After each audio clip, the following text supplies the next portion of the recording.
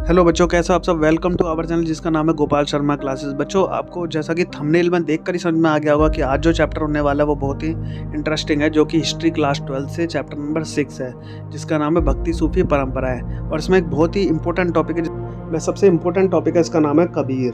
तो बच्चों, कबीर के बारे में हम जानेंगे। कबीर से रिलेटेड टॉप 25 क्वेश्चन आपके सामने आएंगे, जिन्हें आप कर आप एग्ज़ाम में क्लियरली अच्छे मार्क्स ले सकते हैं।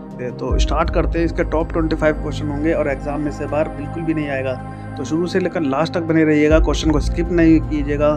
तो स्टार्ट करते हैं वीडियो को। नमस्कार बच्चों, मेरा नाम है गोपाल और आप देख रहे हैं Gopal Sharma classes. Let start.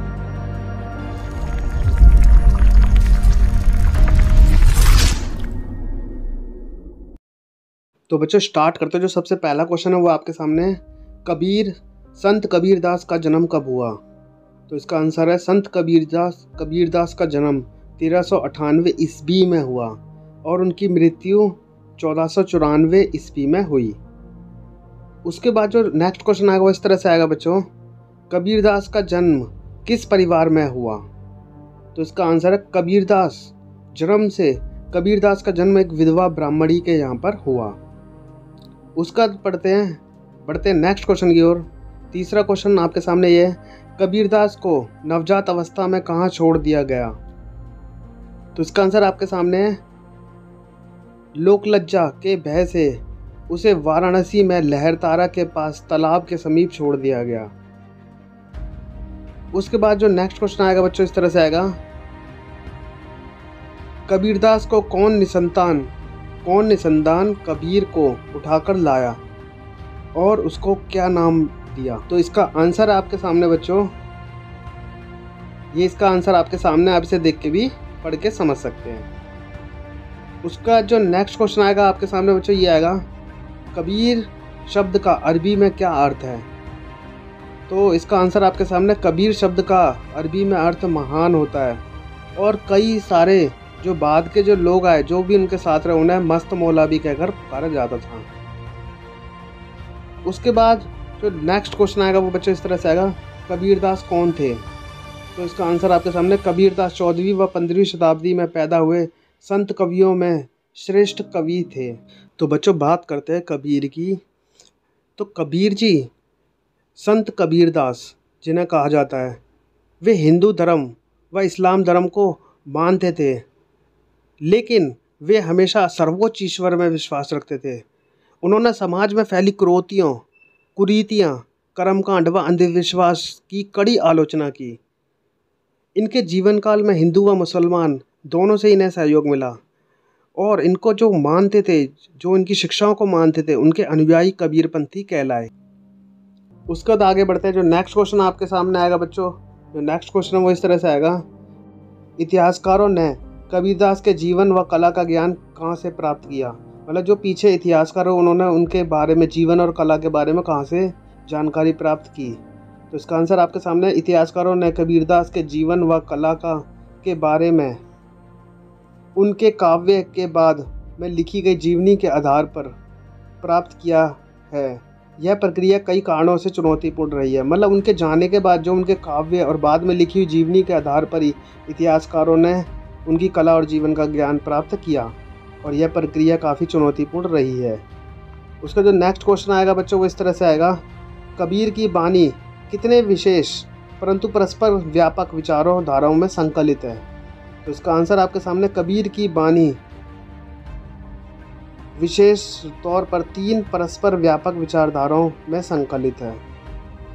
उसका आंसर आएगा और क्वेश्चन जो उसके बाद जो नेक्स्ट क्वेश्चन है वो आपके सामने इस तरह से आएगा, कबीर बीजक कबीर पंथियों द्वारा किन स्थलों पर संरक्षित है? तो कबीर बीजक कबीर पंथियों द्वारा वाराणसी व उत्तर प्रदेश के दूसरे स्थलों पर संरक्षित है। उसका जो नेक्स्ट क्वेश्चन आएगा बच्चों वो इस तरह से आएगा आपके सामने है, कबीर की ग्रंथावली राजस्थान में किस पंथियों से संबंधित है?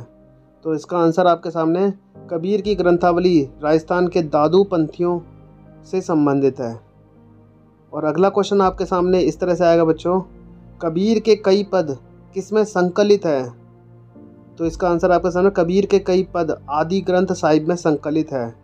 और ये कहते हैं कि और ये भी कहा जाता है कि श्री गुरु ग्रंथ साहिब में कबीर के 226 दोहे भी शामिल हैं। उसके बाद बारी आती है आगे। जो नेक्स्ट क्वेश्चन आपके सामने आएगा बच्चों वो इस तरह से आएगा, कबीर के सभी पांडुलिपियों का संकलन किस समय किया गया था? तो इसका आंसर है आपके सामने, कबीर की सभी पांडुलिपियों का संकलन उनकी मृत्यु के कई सालों के बाद किया गया था। उसका जो नेक्स्ट क्वेश्चन आएगा वो इस तरह से आएगा, कबीर के सभी पद संग्रहों को कब प्रकाशित किया गया? तो इसका आंसर है, कबीर के सभी पद संग्रहों को 19वीं शताब्दी में प्रकाशित किया गया। उसका बच्चों जो नेक्स्ट क्वेश्चन आएगा वो इस तरह से आएगा, कबीर के संग्रहों को कहाँ कहाँ प्रकाशित किया गया? तो इसका आंसर आपके सामने, कबीर के संग्रहों को बंगाल, गुजरात और महाराष्ट्र में प्रकाशित किया गया। उसके बाद जो नेक्स्ट क्वेश्चन आएगा वो आपके सामने ये है, निर्गुण कवियों की विशेष भाषा कौन सी है? तो इसका आंसर आपके सामने, निर्गुण कवियों की विशेष भाषा संत भाषा है।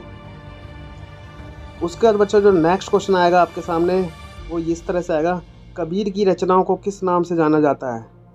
तो बहुत इंपॉर्टेंट क्वेश्चन है, इसका आंसर ये आपके सामने, कबीर की रचनाओं को उलट बांसी मतलब उल्टी कही उक्तियाँ कहा जाता है, क्योंकि उनकी बातें उल्टी होती थी, जो सीधा बिल्कुल फैक्ट पर होती थी, जो उस टाइम की जो विचारधारा से उससे बिल्कुल हट कर उनकी बातें होती थी, जो कि उनके विचारधाराओं को बिल्कुल चुनौती देती थी, जो अंधविश्वास के खिलाफ होती थी।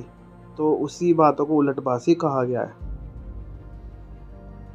और उसके बाद जो नेक्स्ट क्वेश्चन आएगा वो इस तरह से आएगा, कबीर की कौन सी रचना है वीर की रहस्यवादी अनुभूतियों को प्रकट करती है? तो इसका आंसर आपके सामने है, कबीर की केवल जा फूलिया फूलबिन और समुद्र लागी आगी जैसी रचनाएं वीर की रहस्यवादी अनुभूतियों को प्रकट करती है। उसके बाद बच्चों जो नेक्स्ट क्वेश्चन आएगा वो इस तरह से आएगा, कबीर के विचार किस राज्य की सूफी तथा योगी परंपरा के साथ हुए? संवाद और विवाद द्वारा घनीभूत हुए। तो इसका आंसर आपके सामने है, कबीर के विचारधारा अवध प्रदेश यूपी की सूफी तथा योगी परंपरा के साथ हुए संवाद और विवाद द्वारा घनीभूत हुए। उसका जो नेक्स्ट क्वेश्चन आएगा आपके सामने वो इस तरह से आएगा बच्चों, वैष्णव परंपरा की जीवनियों में कबीर को क्या माना गया है? तो इसका आंसर आपके सामने, वैष्णव परंपरा की जीवनियों में कबीर को हिंदू कबीरदास माना गया है। उसका जो अगला क्वेश्चन आपके सामने वो इस तरह से आएगा, कबीर का पालन पोषण किस परिवार में हुआ? तो इसका आंसर आपके सामने, कबीर का पालन पोषण मुस्लिम परिवार में हुआ।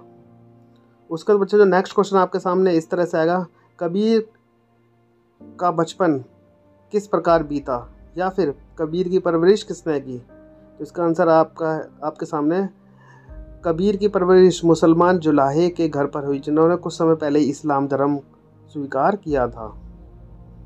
उसका जो नेक्स्ट क्वेश्चन आएगा वो इस तरह से आएगा, कबीर को भक्ति की राह दिखाने वाले गुरु कौन थे? तो इसका आंसर आपके सामने, कबीर को भक्ति की राह दिखाने वाले गुरु आध्यात्मिक प्रशिक्षण गुरु का नाम रामानंद था। उनके गुरु का नाम रामानंद था।